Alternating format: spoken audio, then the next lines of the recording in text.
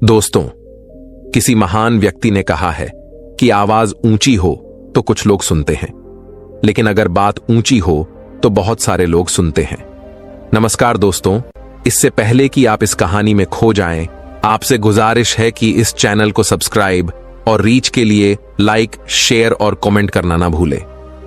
दोस्तों, जब हम ये सोचते हैं कि जो हुआ वो अच्छा नहीं हुआ, ऐसा नहीं होना चाहिए था, यदि मैं कोई तरकीब या कोई उपाय अपना लेता तो ऐसा नहीं होता, यदि मैंने किसी से सलाह ही ले ली होती या फिर खुद की सूझबूझ का इस्तेमाल किया होता तो आज मुझे ये परेशानियां नहीं उठानी होती, मैं आज इस तरह से तकलीफों में नहीं रहता। इस प्रकार हम खुद को कोसने लगते हैं, खुद को दुखी करने लगते हैं। मैं आपको बता दूं कि इस तरह का पश्चाताप करने से आपको कोई लाभ नहीं होने वाला। आप चाहे कितने भी हाथ पैर मार लें, चाहे आप लाखों कोशिशें कर लें, लेकिन आप अपने अतीत को बदल नहीं सकते, क्योंकि इस तरह के विचार केवल चिंता पैदा करते हैं। लेकिन यही चिंता अर्थात यही पश्चाताप हमारे लिए बहुत लाभदायक भी साबित हो सकता है। अब आप में से कई लोग ये सोच रहे होंगे कि भला जो बीत गया, यदि हम उस पर सोच विचार कर रहे हैं तो ये हमारे लिए कैसे लाभदायक हो सकता है। हम तो पहले ही मुसीबत में हैं, हम तो पहले से ही तकलीफ में हैं, तो ऐसे में ये हमारे लिए कैसे फायदेमंद हो सकता है।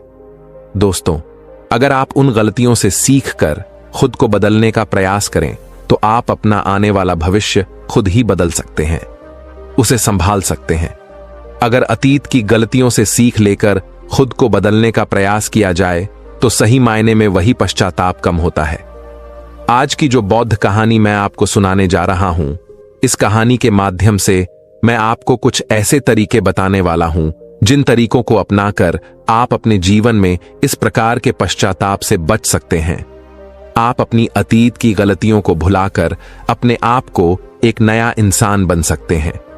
जो लोग खुद पर संदेह करते हैं, जो अपने ही विचारों में उलझे रहते हैं, जिन्हें उनकी अतीत की गलतियां परेशान करती रहती हैं, उनके लिए ये एक वरदान साबित हो सकता है।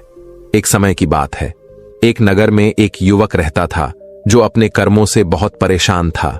उसने 30 साल बहुत मेहनत की, लेकिन उसके बाद भी उसे अपने कर्मों का फल नहीं मिला, जिस कारण वह अंदर से बहुत निराश हो चुका था। वह अंदर से पूरी तरह से टूट चुका था, जिस कारण उसने संन्यास ग्रहण कर लिया। उसने सोचा कि मैं अपने संसारी जीवन में तो कुछ ना कर सका, लेकिन मैं अपने सन्यासी जीवन में अवश्य कुछ ना कुछ प्राप्त करके ही रहूंगा। मैं सत्य की खोज किसी भी कीमत पर करके ही रहूंगा। देखते ही देखते करीब 5 वर्ष बीत गए, लेकिन अब तक उसका अपने मन पर कोई नियंत्रण नहीं था। जब भी वह भिक्षा मांगने किसी नगर में जाता और वहां पर यदि उसकी नजर किसी सुंदर स्त्री पर जाती तो उसके मन में कामुक विचार उठने लगते थे। और जब भी वह शांत होता और अकेले कहीं पर बैठता तो उसे खुद पर क्रोध आता, उसे खुद पर पश्चाताप होता, और तब वह यह सोचता कि आखिर मैं सन्यासी क्यों बन गया। जब मैं अपने मन पर नियंत्रण ही नहीं पा सकता तो मेरे इस सन्यासी जीवन का क्या फायदा। इससे तो अच्छा होता कि मैं किसी अच्छी और सुंदर स्त्री से विवाह कर लेता, पैसे कमाता और अपना घर परिवार संभालता। हो सकता था कि मेरे अपने बच्चे भी होते, लेकिन मैं भी कितना बेवकूफ हूं। मैंने अपने सारे सुख त्याग दिए और ना जाने क्यों मैं इन जंगलों में आ गया, ना जाने क्यों मैंने सन्यास ग्रहण कर लिया। इसी प्रकार के कई सारे विचार उसके मन में उठने लगे थे और इन्हीं विचारों के कारण उसके मन में नकारात्मकता पैदा होने लगी थी, जिस कारण वह छोटी छोटी बातों पर क्रोधित हो जाता। वह अपने आप को कोसने लगता। जब भी वह किसी सफल सन्यासी को देखता तो उसके मन में जलन पैदा होने लगती और वह उन्हें नीचा दिखाने के लिए हर मुमकिन प्रयास भी करता। इसी प्रकार के कई तरह तरह के विचार उसे परेशान करने लगे थे और अब वह और भी ज्यादा चिंतित रहने लगा था। उसने खाना पीना पूरी तरह से त्याग दिया था। एक दिन रात्रि के वक्त वह आश्रम के बाहर बैठकर रो रहा था और रोते रोते उसने यह तय किया कि वह अपना जीवन समाप्त कर देगा। यह सोचकर वह आश्रम से निकल गया और एक पर्वत की चोट पर चला गया। रोते रोते वह यह सोच रहा था कि मैं चाहकर भी अब अपनी पुरानी जिंदगी में वापस नहीं लौट सकता, क्योंकि मैंने सबके सामने सन्यास ग्रहण किया है और एक बार सन्यास ग्रहण करने के बाद इंसान का घर परिवार सब कुछ छूट जाता है। ऐसा सोचता हुआ वह उस पर्वत से नीचे की ओर देख रहा था। उसकी आंखों से आंसू बह रहे थे, लेकिन अब भी उसके मन में तरह तरह के विचार उत्पन्न हो रहे थे। वह अब भी यही सोच रहा था कि यदि मैंने अपने जीवन में सही निर्णय लिए होते तो आज मुझे यह दिन ना देखना होता। रोते हुए अपने कदम आगे बढ़ाने ही वाला था कि तभी उसे एक आवाज सुनाई दी। कोई उसे चिल्लाकर यह कह रहा था, भंते, रुक जाओ, जहां छोड़कर जा रहे हो वापस वहीं से शुरुआत करनी होगी, इसलिए एक बार फिर सोच लो। यह आवाज सुनकर वह सन्यासी रुक गया। उसने पीछे घूमकर यहां वहां देखा, लेकिन उसे वहां पर कोई भी दिखाई नहीं दिया। तभी उसने जोर से चिल्लाकर कहा, कौन हो तुम? तभी उसकी नजर एक बूढ़े बौद्ध भिक्षु पर गई और उन्हें देखकर वह सन्यासी और भी क्रोधित हो उठा और कहने लगा, कौन हो तुम और मुझे क्यों रोकना चाहते हो? तभी वह बूढ़ा बौद्ध भिक्षु उस सन्यासी से कहता है, भंते, मैं तो बस इतना ही कह रहा हूं कि तुम जहां छोड़कर जा रहे हो तुम्हें वापस वहीं से शुरुआत करनी होगी, इसलिए निर्णय लेने से पहले एक बार फिर सोच लो, कहीं तुम फिर से गलत निर्णय तो नहीं ले रहे। तभी वह सन्यासी क्रोधित होकर उन बौद्ध भिक्षु से कहता है, आपको क्या लगता है कि मैं बार बार यही गलतियां करूंगा? मैं मानता हूं कि मैंने अनजाने में गलतियां की हैं, और इसका मतलब यह नहीं है कि बार बार मैं यही गलतियां दोहराते रहूंगा। मैंने अपनी गलतियों से बहुत सीख ली है, लेकिन अब मैं उन गलतियों को ठीक नहीं कर सकता। अब मैं उन्हें बदल नहीं सकता, इसलिए मैंने बहुत सोच समझकर यह फैसला लिया है। उस सन्यासी की यह बात सुनकर वह बूढ़ा बौद्ध भिक्षु जोर जोर से हंसने लगा और उस सन्यासी से कहता है, भंते, अतीत की गलतियां कोई नहीं सुधार सकता, क्योंकि बीता हुआ समय कभी लौटकर नहीं आने वाला। हां, वे लोग मूर्ख होते हैं जो यह कहते हैं कि वे लोग अतीत को बदल सकते हैं। उनसे ज्यादा अज्ञानी इस दुनिया में दूसरा और कोई नहीं हो सकता, क्योंकि जब तुम समय को वापस नहीं घुमा सकते तो तुम अपनी अतीत की गलतियों को भला कैसे बदल सकते हो? लेकिन जो लोग समझदार हैं, जो लोग ज्ञानी हैं, वे लोग यह बात बहुत अच्छी तरह से जानते हैं कि जीवन में गलतियां करना कितना जरूरी होता है। गलतियों के कारण ही तो हम सीख पाते हैं, अपनी गलतियों से समझ पाते हैं और अपने भविष्य को बेहतर बना पाते हैं। आगे वह बूढ़ा बौद्ध भिक्षु उस सन्यासी से कहता है, भंते, जब तक तुम्हें खुद की कमियों का ही पता नहीं होगा तब तक तुम अपने आप को बेहतर कैसे बना सकते हो? और हमारी कमियां तो सिर्फ हमारी गलतियों से ही पता चलती हैं। आगे वह बूढ़ा भिक्षु उस सन्यासी से कहता है, हर माता पिता अपने बच्चों को बहुत ही प्यार दुलार से पालते हैं। वे उन पर कभी कोई आंच नहीं आने देना चाहते। वे यह नहीं चाहते कि उनका बच्चा कभी कोई गलतियां करे और उसे कोई तकलीफ हो, लेकिन वह यह भूल जाते हैं कि जीवन एक युद्ध का मैदान है, जहां हम खुद अपनी गलतियों से सीखते हैं और एक योद्धा बनते हैं।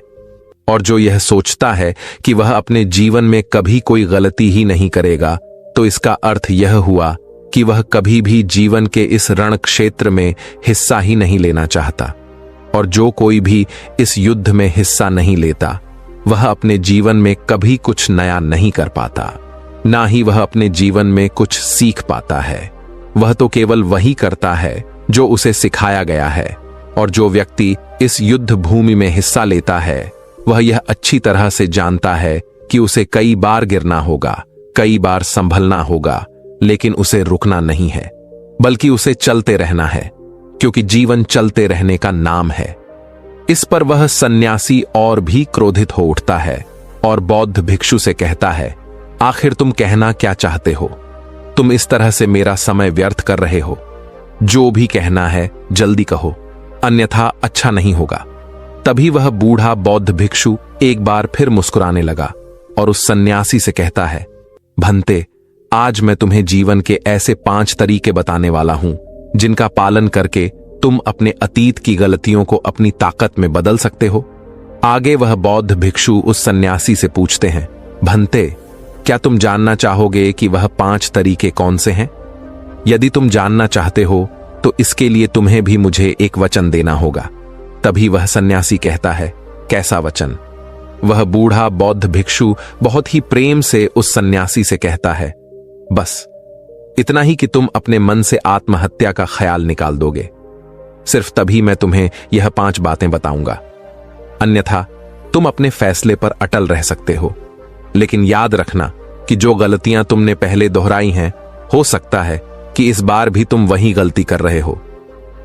इतना कहकर वह बूढ़ा बौद्ध भिक्षु शांत हो गया और वह सन्यासी कुछ देर के लिए सोच विचार में पड़ गया।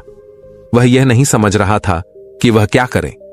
यदि वह आत्महत्या करता है तो उसे वह 5 बातें नहीं पता चल पाएंगी, और यदि वह 5 बातें जानने के लिए जाता है तो उसे आत्महत्या का ख्याल मन से निकालना होगा। वह सन्यासी असमंजस में था, लेकिन काफी देर सोच विचार करने के बाद आखिरकार उसने उस बूढ़े बौद्ध भिक्षु की बात मान ली और वह उन बूढ़े बौद्ध भिक्षु के पास पहुंचा और कहने लगा, कहिए, आप क्या कहना चाहते हैं? तभी वह बूढ़ा बौद्ध भिक्षु उस सन्यासी से पहली बात बताते हुए कहता है, भंते, सबसे पहले तो तुम यह जान लो कि अतीत में जो भी तुमसे गलतियां हुई है वह किसकी कारण हुई है, उसके पीछे का क्या कारण था। तुम्हें सबसे पहले उन कारणों को पहचानना होगा। वह कारण या तो कोई मजबूरी हो सकते हैं या कोई इंसान हो सकता है जिसके कारण तुमने वह सारी गलतियां की, या फिर हो सकता है कि तुमने वह गलतियां केवल अपने स्वार्थ के लिए की हो। तुम्हें उन कारणों को पहचानना होगा। यदि तुम्हें किसी से धोखा मिला था तो क्यों मिला था? क्या तुमने कभी इसके ऊपर विचार किया है? क्योंकि शायद तुमने उस पर हद से ज्यादा विश्वास किया होगा। एक बार यदि तुमने उस कारण को समझ लिया और उसे जान लिया तो तुम यह समझ पाओगे कि तुमने कहां कमी रह गई, तुमने कहां पर गलती की। और एक बार यदि तुम अपनी गलती को समझ जाओगे तो तुम उसे सुधार भी सकते हो, ताकि वैसी गलती भविष्य में तुमसे दोबारा ना घटे। आगे वह बूढ़ा बौद्ध भिक्षु उस सन्यासी से कहता है, गलतियां हमें दुख नहीं देती। दुख हमें तब होता है जब हम अपनी गलतियों को बार बार दोहराते हैं, जब हमें इस बात का एहसास होता है कि शायद हम अपनी गलती को अब सुधार नहीं सकते, और शायद हमारे भीतर अब उतना आत्मबल नहीं बचा कि हम उन गलतियों से सीखकर उन्हें सुधार सकें। जब हमें खुद पर संदेह होने लगता है, खुद पर संशय होने लगता है, तब हमें दुख होता है। किंतु एक बार, केवल एक बार यदि तुम यह समझ जाओ कि गलती करके जब हम उससे सीख लेते हैं और उस गलती को सुधारने का हर मुमकिन प्रयास करते हैं, तो हमारे भीतर एक विश्वास जाग उठता है और फिर हमें कभी कोई दुख नहीं परेशान करता। इसीलिए हमें किसी भी गलती के पीछे का कारण जानना बहुत आवश्यक होता है, और इसके लिए तुम चाहो तो खाली बैठकर चिंतन कर सकते हो। यह इतना मुश्किल भी नहीं है। एक बार अगर उस गलती के पीछे की वजह तुम्हें समझ में आ जाए, तब दूसरा तरीका काम आता है। जब हम गलती के पीछे की वजह को जान जाते हैं, उसे समझ जाते हैं, तो उसके बाद हमें खुद से एक सवाल करना चाहिए, और वह सवाल यह है कि गलती करने से पहले हम कैसे इंसान थे, और यह गलती करने के बाद हमारे अंदर क्या परिवर्तन हुआ है। क्या हमने अपनी गलती से कोई सीख ली है या नहीं, और यदि सीख ली तो फिर हमने अपने बारे में क्या क्या जाना। आगे वह बूढ़ा बौद्ध भिक्षु उस सन्यासी से कहता है, भंते, यदि तुम इस प्रकार खुद से सवाल करोगे तो तुम पाओगे कि तुम्हारे जीवन में कुछ नए अनुभव जुड़ गए हैं, और यह अनुभव तुम्हें आगे ले जाएंगे, क्योंकि यह जीवन में आगे बढ़ने के लिए तुम्हारी बहुत मदद करेंगे। तुमने देखा होगा कि जब किसी को जीवन में धोखा मिलता है तो अधिकांश लोग केवल यह सोचते हैं कि आखिर इसमें हमारी क्या गलती थी, लेकिन वह इस वास्तविकता को नहीं देख पाते कि आज तुम्हें धोखा मिला है तो क्यों मिला है। क्योंकि आप एक संवेदनशील इंसान हैं, और जब आप ज्यादा संवेदनशील हो जाते हैं तो ऐसी स्थिति में आपकी संवेदनशीलता ही आपके धोखे का कारण बनती है, और यही आपकी गलती है। और जब आपको अपनी गलती के बारे में पता चल गया तो आपने यह भी सीख लिया कि आपकी गलती थी। अगर तुम एक बार अपने बारे में निरीक्षण करना शुरू करोगे तो अपने बारे में तुम्हें बहुत सी अद्भुत बातें पता चलेंगी, और तब तुम खुद ही आश्चर्यचकित हो जाओगी, क्योंकि तुम खुद के बारे में और अधिक जानने लगोगे। इसलिए खुद का निरीक्षण करना अति आवश्यक है। आगे वह बूढ़ा बौद्ध भिक्षु उस सन्यासी से तीसरी आदत बताते हुए कहता है, तीसरे तरीके में हम खुद से संकल्प करते हैं। हम यह दृढ़ संकल्प बना लेते हैं कि हम भविष्य में दोबारा यह गलती नहीं दोहराने वाले। हां, हमसे कुछ नई गलतियां आवश्यक होंगी, लेकिन यह गलतियां हम जीवन में कभी नहीं दोहराएंगे। आगे वह बूढ़ा भिक्षु सन्यासी से कहता है, भनते, इस संसार में 3 प्रकार के लोग होते हैं। एक वह जो दूसरों की गलतियों से सीखते हैं, दूसरे वह जो खुद की गलतियों से सीखते हैं, और तीसरे वह जो गलतियां करते ही रहते हैं लेकिन कभी अपनी गलतियों से सीख नहीं पाते। तुमने भिन्न भिन्न प्रकार की नदियों को तो देखा ही होगा। नदियों का अर्थ तभी निकलता है जब वह अलग अलग जगह से होकर गुजरा हो। अगर वही नदी एक जगह पर ठहर जाए तो क्या वह नदी कहलाएगी? इसी प्रकार एक इंसान का जीवन भी नई नई गलतियां करने के लिए बना है। इसीलिए एक बार जो तुमने गलती कर दी उसके लिए दृढ़ संकल्पित हो जाओ कि तुम जीवन में वह गलतियां कभी नहीं दोहराओगे। हां, हो सकता है कि तुमसे कोई नई गलतियां हो, लेकिन यदि तुम बार बार वही गलतियां दोहराते हो तो तुम मूर्ख हो। ऐसी अवस्था में तुम में और किसी जानवर में कोई फर्क नहीं रह जाएगा। आगे वह भिक्षु उस सन्यासी को चौथा तरीका बताते हुए कहते हैं, भंते, कई बार तो हमें पहले से ही अपनी गलतियों के होने का एहसास हो जाता है। गलतियां होने से पहले ही हमें उसका आभास हो जाता है कि हमसे गलतियां होने वाली हैं। इसलिए अगर गलती होने से पहले आपको एहसास हो रहा है तो आप बहुत खुशकिस्मत हैं और आप उस गलती को होने से रोक सकते हैं। आपने कभी ना कभी इन संकेतों को महसूस किया होगा, क्योंकि यह ब्रह्मांड हमें संकेत देता है।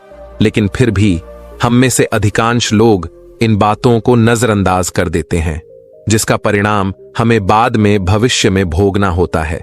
लेकिन जैसे जैसे आप अपने इन अतीत की गलतियों से सीखने लगते हैं तो आपका अनुभव बढ़ने लगता है, जीवन के बारे में समझ पैदा होने लगती है, और जब हमारी समझ बढ़ने लगती है तो गलतियों को होने से रोका भी जा सकता है। इसलिए बुद्धिमानी का इस्तेमाल करें, चिंतन करिए कि आप जो भी काम करने जा रहे हैं आखिर उसका परिणाम क्या हो सकता है। कहीं वह काम कोई गलती तो नहीं कहलाएगा। इसी तरह से एक मनुष्य जीवन के परिपक्व में बांटा जाता है और इसी से आपका विकास होता है, और हम सभी को इस राह से होकर गुजरना ही होता है, अन्यथा हमारा जीवन वहीं पर ठहर जाएगा। हम कभी भी आगे नहीं बढ़ पाएंगे। यदि आप अपने जीवन में आगे बढ़ना चाहते हैं, किसी लक्ष्य को प्राप्त करना चाहते हैं, तो आपको इस कार्य प्रणाली को अपनाना ही होगा, इसे समझना ही होगा। आगे वह बूढ़ा बौद्ध भिक्षु उस सन्यासी को आखिरी आदत बताते हुए कहते हैं, भंते, आखिरी और सबसे महत्वपूर्ण सीख है, अगर तुम अपने अनुभव से एक इंसान बन चुके हो तो अब तुम दूसरों के लिए मार्गदर्शन का काम कर सकते हो।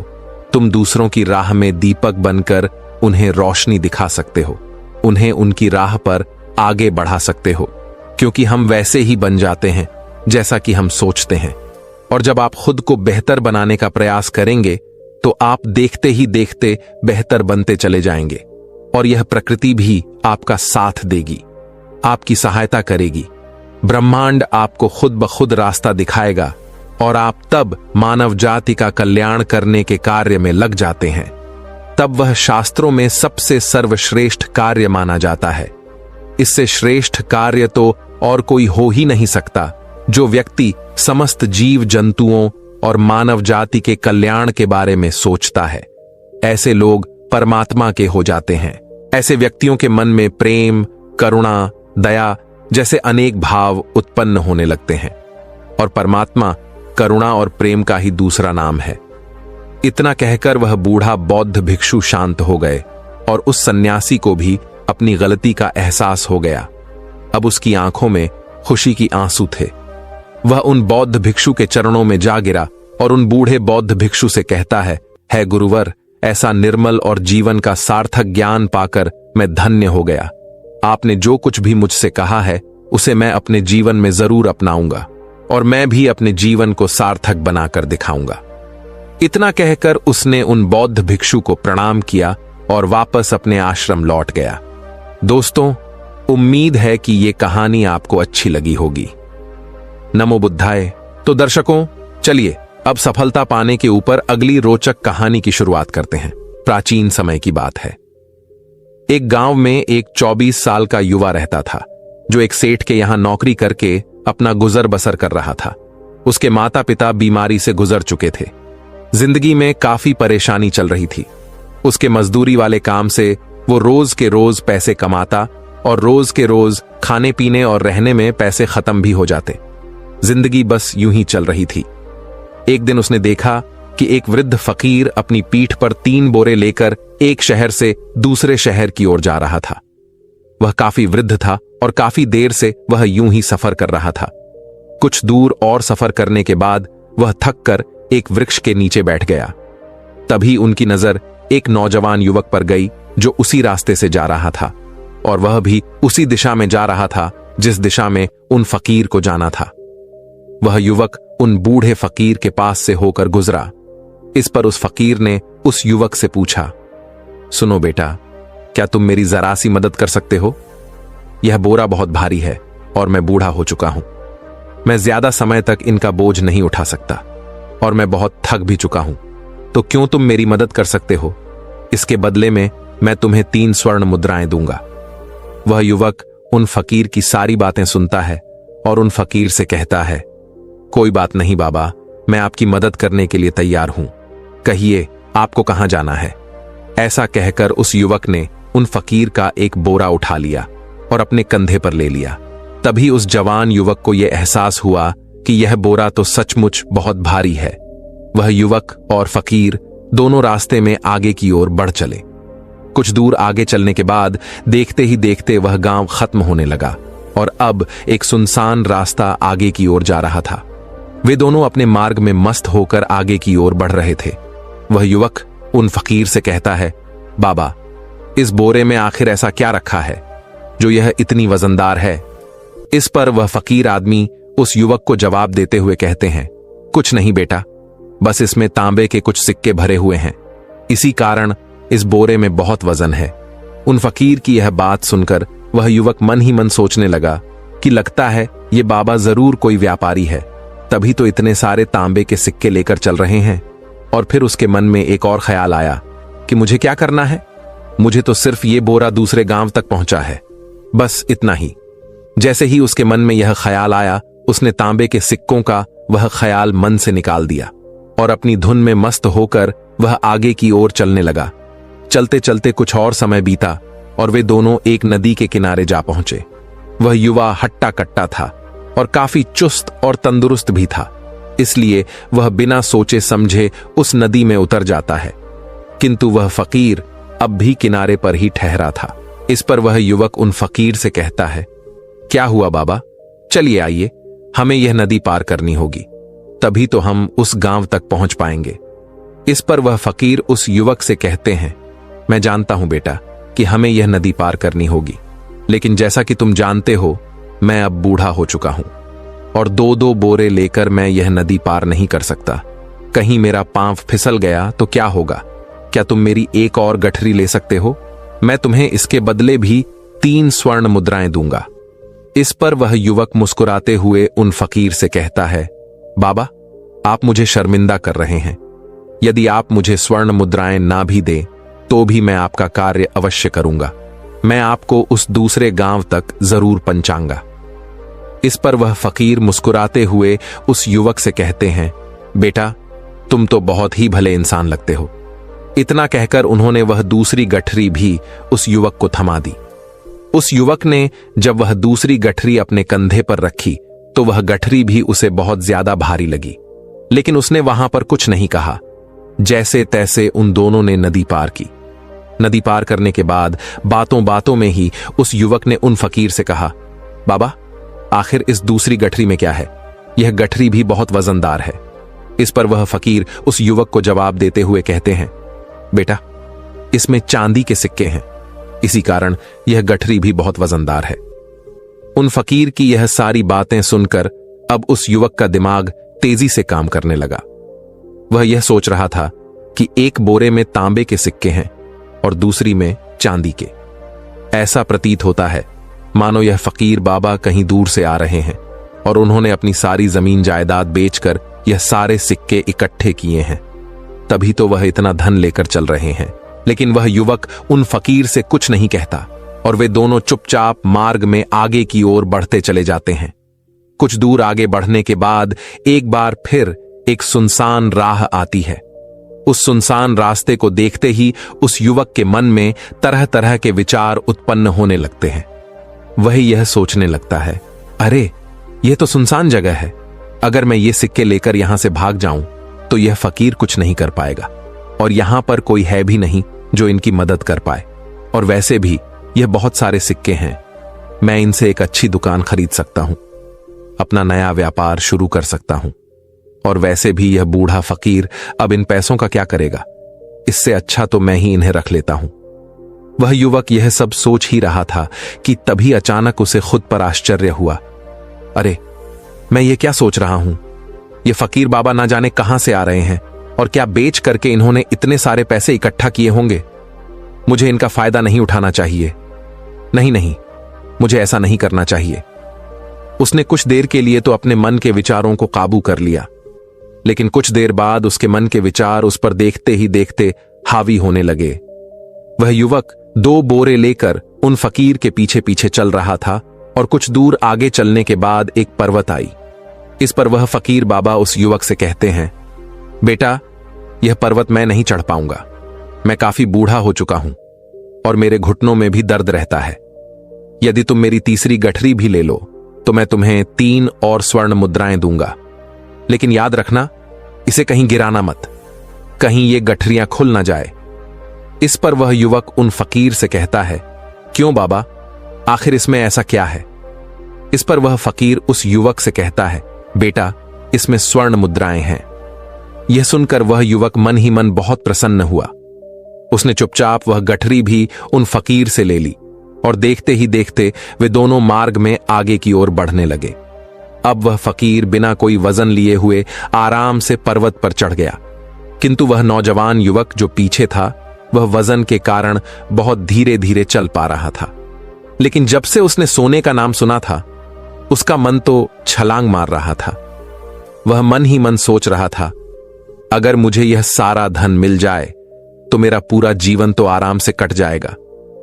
वैसे भी यह बाबा तो बूढ़े हो चुके हैं, भला इन्हें इतने पैसों की क्या जरूरत है, इनका जीवन तो वैसे भी कट चुका है। मैं एक काम करता हूं, ये सारे पैसे लेकर यहां से भाग जाता हूं। युवक के मन में अनगिनत विचार उठ रहे थे। उसका मन अब उसकी बुद्धि पर पूरी तरह से हावी हो चुका था, और उस युवक का मन अपनी बात को सही साबित करने के लिए कुछ भी कह रहा था। और तभी उस युवक के मन में एक और विचार उत्पन्न हुआ, और अब की बार वह युवक यह सोच रहा था कि लगता है यह फकीर बाबा कोई चोर है, वरना इनके पास इतनी सारे स्वर्ण मुद्राएं कहां से आएंगे। अगर यह कोई व्यापारी होते तो भला यह इस तरह से पैदल यात्रा तो नहीं करते, और अगर इनके पास इतने सारे पैसे थे तो यह कोई ना कोई साधन भी तो अवश्य कर सकते थे। लगता है यह कोई चोर है, और चोर से चोरी करने में भला क्या बुराई है। यह सोचता हुआ वो युवक अब उन फकीर से तेजी से आगे की ओर बढ़ रहा था, और देखते देखते वो फकीर से आगे भी निकल चुका था। और वो यह सोच रहा था कि जैसे ही इस पर्वत की ढलान आएगी मैं 3 गठरियां लेकर भाग जाऊंगा, इससे यह सारे पैसे मेरे हो जाएंगे और मेरी गरीबी भी हमेशा हमेशा के लिए दूर हो जाएगी। मैं जो चाहूंगा मैं वो कर पाऊंगा, मेरे पास बहुत सारा धन होगा। और देखते देखते वह दोनों पर्वत की चोटी पर पहुंच गए, और अब ढलान का रास्ता शुरू होने वाला था। तभी वह युवक उन फकीर से नजरें बचाकर वह 3 गठरियां लेकर भागता हुआ आगे बढ़ गया। अब उसे अपना शरीर बहुत हल्का महसूस हो रहा था, मानो उसे उन 3 बोरों का वजन तक न मालूम चल रहा हो। काफी दूर भागते भागते किसी तरह से वह अपने आप को बचते बचाते अपने घर पहुंचा। उसके खुशी का कोई ठिकाना नहीं था। उसने सोचा, क्यों ना मैं जल्दी जल्दी इन गठरियां में से वह सारे पैसे निकाल लूं। यह सोचकर जब उसने गठरियां खोली तो पहली गठरी में उसे लोहे से जंग भरे हुए सिक्के मिले। यह देखकर उसे यकीन नहीं हुआ। उसने फटाफट दूसरी गठरी भी खोल दी, जिसमें भी उसे लोहे के जंग लगे हुए सिक्के ही मिले। यह सब देखकर वह युवक बहुत हैरान था। आखिर यह सब क्या हो रहा है? उन फकीर ने तो मुझसे कुछ और ही कहा था। अब उसने वह सोने वाली गठरी खोली और उसमें भी लोहे के जंग लगे हुए सिक्के ही निकले। यह देखकर वो युवक बहुत क्रोधित हुआ। उसने सोचा, उन फकीर ने मुझसे झूठ क्यों कहा? उन्होंने मुझसे ऐसा क्यों कहा कि एक में तांबे के सिक्के हैं, एक में चांदी के और तीसरे में स्वर्ण मुद्राएं हैं? वह यह सब सोच ही रहा था कि तभी उसकी नजर उस थैले में रखी एक पत्र पर गई। उसने वह पत्र उठाया और उस पत्र में लिखा था, यह पूरा नाटक ईमानदार व्यक्ति की खोज करने के लिए रचा गया है और मैं इस राज्य का राजा हूं। मेरी कोई संतान नहीं और इसीलिए मैंने यह षड्यंत्र रचा है ताकि मैं अपने राज्य में किसी एक ऐसे ईमानदार व्यक्ति की खोज कर सकूं जो मेरे बाद इस राज्य का राजा बन सके और इस राज्य भार को संभाल सके, जो पूरी तरह से ईमानदार हो, जिसके मन में किसी प्रकार का कोई लालच ना हो। इतना पढ़ते ही वह युवक जोर जोर से चिल्लाने लगा। वह यह जानता था कि यदि वह अपने मन के विचारों पर काबू कर लेता तो उसका जीवन संवर सकता था, लेकिन वह अपने मन के विचारों पर काबू नहीं कर पाया। दोस्तों, महात्मा बुद्ध कहते हैं कि मन ही सब कुछ है। आप जो सोचते हैं वही बनते हैं। इसलिए आपका सबसे दिग्गज दुश्मन भी आपको उतना नुकसान नहीं पहुंचा सकता जितना कि आपके मन के यह अनियंत्रित विचार पहुंचा सकते हैं। महात्मा बुद्ध कहते हैं, अपने भीतर ध्यान से देखो। हमारे भीतर जो विचार चल रहे हैं वही विचार शब्द बनते हैं और शब्द कर्म के रूप में प्रकट होते हैं।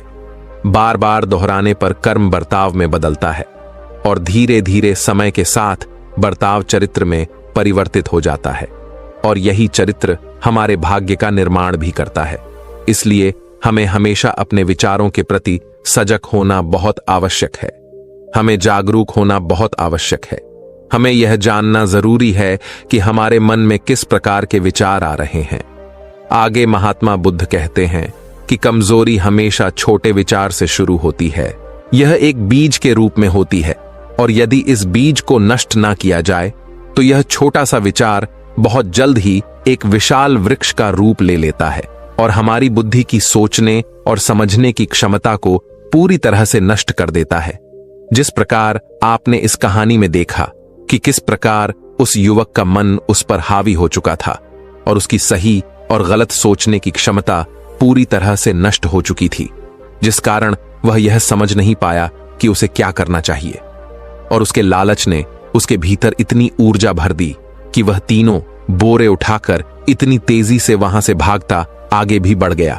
इसीलिए जब आपके मन में पहली बार कोई गलत विचार उत्पन्न हो तभी उसे खत्म कर देना चाहिए, अन्यथा वह विशाल वृक्ष का रूप लेगा और आपको किसी ना किसी गलत राह पर ढकेल ही देगा। आप चाहकर भी उसे रोक नहीं पाएंगे। लेकिन अब आपके मन में यह प्रश्न उठ रहा होगा कि हम भला अपने मन के विचारों को कैसे नियंत्रित करें। हमारा मन तो इतना चंचल है, वह इतना शक्तिशाली है कि वह हम पर हावी हो ही जाता है। हम चाहकर भी उस पर नियंत्रण नहीं कर पाते। इसके जवाब में महात्मा बुद्ध हमें दो बातें समझाते हैं।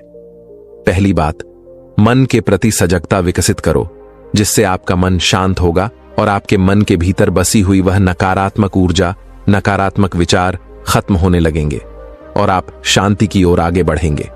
और आपको इसके लिए बस इतना ही करना है कि इस पल में जो कुछ भी हो रहा है, आपकी आंखों के सामने आपके भीतर जो कुछ भी जैसा भी चल रहा है, बस उसे देखते रहना है। अपने मन के अच्छे बुरे विचार, अपनी भावनाएं और अपनी यादों पर बिना प्रतिक्रिया दिए उन्हें केवल देखते रहना है, जिससे आपके मन के सारे विचार देखते ही देखते खत्म होने लगेंगे।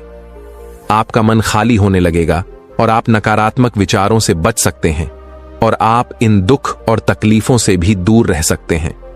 इसीलिए महात्मा बुद्ध कहते हैं, जो स्वयं को देखता है वही सबसे दिग्गज तपस्वी है। अर्थात जो अपने मन में चल रहे उन विचारों को बिना प्रतिक्रिया दिए हुए केवल देखता है और उन पर कोई भी प्रतिक्रिया नहीं करता, बस उन्हें देखता और समझता है, वास्तविकता में वही मन पर नियंत्रण भी कर सकता है और वही अपना जीवन सुखी और खुशहाली तौर पर जी सकता है। इसलिए यदि आप भी अपने जीवन को सुखी और खुशहाल बनाना चाहते हैं तो आपको सबसे पहले अपने मन पर नियंत्रण साधना ही होगा, अपने मन को खाली करना ही होगा, अपने मन के विचारों के प्रति आपको सजग होना ही होगा। दूसरी बात, सही इरादा विकसित करो।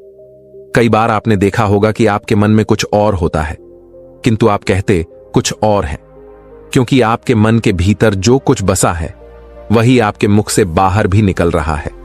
लेकिन जब हमसे वह गलती हो जाती है तो उसके बाद हमारा मस्तिष्क अच्छी तरह से काम करना शुरू कर देता है।